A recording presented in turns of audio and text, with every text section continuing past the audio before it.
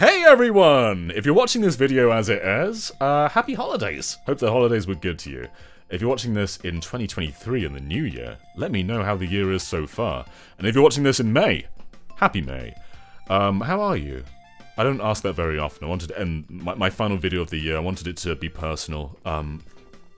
You go ahead. Cool. It's always just like a one-directional route, and you know, you're there too. It's kind of rude that I never ask you how you are. Anyway, over the course of 2022, I played many a video game, but I ran into the dilemma where, writing up this list of my favourite games, I wasn't quite sure what was Game of the Year material. Because to me, I've become a little bit bored of the AAA landscape. And this is something that happens every couple of years. It's a me problem. But a lot of it just feels so iterative and safe. Like, I was looking at the Game Award nominees, and every single one, apart from Stray, was an idea that we've seen before. And a lot of them, while they're sequels, while they're iterative, their base concept is also iterating on something that's been done already. And so, I don't know if I can consider that Game of the Year material. Even if the game is really good, it doesn't feel hard-hitting. It doesn't feel like, oh, this is what defined 2023. Editor's note, 2023 means 2022. So, while there is an obvious choice on my list, the majority of it is not what I'd call obvious. In fact, when it came to the year as a general, I'd say the majority of it for me was held heavily up by indies, with stuff like Neon White. Like, Neon White was a concept that we'd never really seen before, and it was executed so well. And then Tunic, adorable game, just so cozy and fun. And I was just sort of playing through games I'd missed, just to make sure I wasn't missing off any potential Game of the Year nominee for this list. And Lunas Dice, what a lovely platformer that is. I'm not usually a fan of double jumps, but this game pulls off double jumps well. A Return to Monkey Island, taking us back to that series for the first time in a while. And it feels like it never really left. It was just so fun. Grapple Dog, great game as well. Like, there's so many good games. Like, stuff like Digimon Survive finally came out. And while some people didn't love its genre, I thought it was a beautiful game and really enjoyed it. We had the return of stuff that I love with things like Klonoa and Pac-Man World. And there was a 3D Sonic game that it feels like the majority of people enjoyed. Like, what a weird year we had. There was always something to play. Like, through every month, I was drowning in releases. So, why is it a problem that I struggled to choose just 3 of the best games of that year? Well, I feel like I played a lot of good games this year, and I played a lot of great indie games, especially. But, I don't know, there were very few that I would consider Game of the Year material. But I have summed it up to 3 choices. So, my number 3 choice is Signalus. This is a game I didn't touch until researching the final choices for this video, and it looks so up my alley. It is a survival horror game that plays to the origins of the genre. So lots of fixed camera angles, a lot of puzzle solving, a lot of slow-paced gameplay. So it takes the stuff you remember from the original Resident Evils, a bit of Silent Hill, a bit of Dino Crisis, all of that's just sort of crammed in, but modernized somewhat while keeping the lo-fi aesthetic. So you don't have pre-rendered backgrounds like Resident Evil. You've got more sort of these, almost like Metal Gear Solid looking, low poly, sort of pixelated visuals. But it's pulled off so well. I think the best thing about Signalus is while it wears its inspirations on its sleeve, being Resident Evil, it is something different. It's not an indie game that sort of just takes everything you love already and does it again. No, this is something unique. We're on this sort of sci-fi space station. You're playing as a cyborg. There's all these different sort of avenues to flavor, and so it feels very distinct from Resident Evil, even if a lot of the gameplay concepts originate from there. But it's just so cool. The dialogue is cool, the character designs are cool, the gameplay is stunning. You go into these sort of first-person perspective sometimes to sort of do like point-and-clicky kind of investigations on the environment. It just feels so well put together. Signalus isn't just a love letter to the origins of survival horror. It feels like it stands alongside those classics in such a brilliant way. If you missed out on this one, please do give it a go. I regret not playing it at launch. It's something that's so designed for me. and I had a brilliant time. I love the stealth in here too. Like in Resident Evil 1, 2, and 3, you can run past zombies. You're incentivized to run past them, not really shoot them. But you can't really sneak past them. Like, you can't just sort of walk away from them, because they're in like corridors running towards you. It's hard not to alert them. Whereas in Signalus, you absolutely can sort of sneak past them, and it's so tense, because if they see you, they let out this big scream. It is a masterful game, and it's something I highly, highly recommend. Signalus, number 3. And at number 2, I was fighting between 2 different RPGs for this list.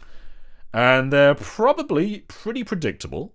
I was thinking either Xenoblade Chronicles 3 or Live Alive. They both released very close to each other, we're talking like a week or two, and I adored them both. But with Xenoblade 3, my problem is that it kind of runs into the same issue I have with much of the rest of the year, in that I kind of feel like I've experienced this before in some other way. And that's not to diminish everything else the game does. It's a masterful game in many ways, one of the best playing RPGs I've ever experienced. But there's only so many times I can run through a big grassy plain, or a lava-y area, or a forest area, and get a fresh feeling. And that is somewhat intentional, like it's sort of bringing elements you've sort of experienced before together and reimagining them somewhat. But Xenoblade 3 to me was kind of more of the same. Again, not a bad thing, but there were ways in that it didn't quite stand above its predecessors, especially in its story. I felt like 1 and 2 had a more bombastic and meaningful tale, and 3 does a lot of great things, absolutely. But what I'm saying is Live Alive was my favourite RPG of the year. And you can debate, like, is this a 2022 game? I'm saying yeah. Like, most of the world didn't experience this on Super Famicom. This is the first global English release of the game, and what a game it is. You've got a bunch of different characters to play as, and I won't say that they're all equal, there's definitely some that are lesser than others, but stuff like the Wild West is so good! The distant future, playing as this cute, like, circular robot as you sneak around, like, survival horror-y. And then you've got, like, the near future with this huge mech. Like, it throws so many ideas at you, and somehow brings them all together in a very satisfying way.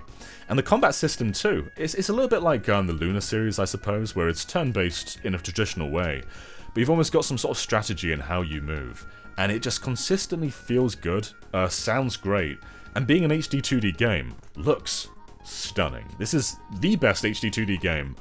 Dragon Quest III Remake may dethrone that, but what I think it does fantastically well is it definitely sticks to its inspirations, being a 16-bit Super Famicom game, but it's not afraid to explore modern effects. There's a lot of 3D effects in this game, a lot of 3D models, and they look great mixed in with the pixel art. The soundtrack is incredible. Everything about this game is fantastic. This is a lost classic from the 16-bit golden age of RPGs. It stands alongside Chrono Trigger and Final Fantasy III and Terranigma and all those other games, and I cannot recommend it enough. It's a game we don't see very often. There's nothing else that really plays like Live Alive, and for that reason, it is a defining game of this year for me. But number 1 is probably very predictable, if you know me. And I was umming and ahhing about whether I should even choose this, because it's been chosen by almost everybody. However, I booted up again, and there's simply no other option for the best game of 2022. It's Elden Ring. Of course it's Elden Ring. Now, Elden Ring, I suppose, does something I've been complaining about, being in that it's iterative. It is definitely the same base gameplay concept that we've seen since Demon's Souls. I mean, if you take just specific areas, like specific castles in this game, and treat them as standalone chunks, then it really isn't that different to, like, Dark Souls. But that's kind of missing the point. Elden Ring does something that very few other games are doing, and that is trusting the player. Trusting the player to find their own way, use their intuition. When Breath of the Wild came out in 2017, it redefined expectations for open worlds. The problem open world games have is they make these giant sandboxes, but then the progression is follow this line, follow this dot, follow this NPC. Suddenly you're making linear objectives within an open world, and they're kind of boring. I don't want to spend my time in an open world looking at a minimap, following a marker the entire time, because when you're doing that, you're not paying attention to the world. You're following a marker, it's downtime, it's not fun. Breath of the Wild changed that. But very few games since then learned the lesson that they took aspects of Breath of the Wild, like free climbing, and parts of its combat, but so few games learned from its progression. So few games let the player deliver their own experience, and let part of the gameplay be freedom. Elden Ring comes along though, and just chucks you into the world, and lets you explore. And there are some points of guidance, that there are some points in the world that you can't access until you've beaten a certain boss. But every player's experience, every player's trail is going to be somewhat different.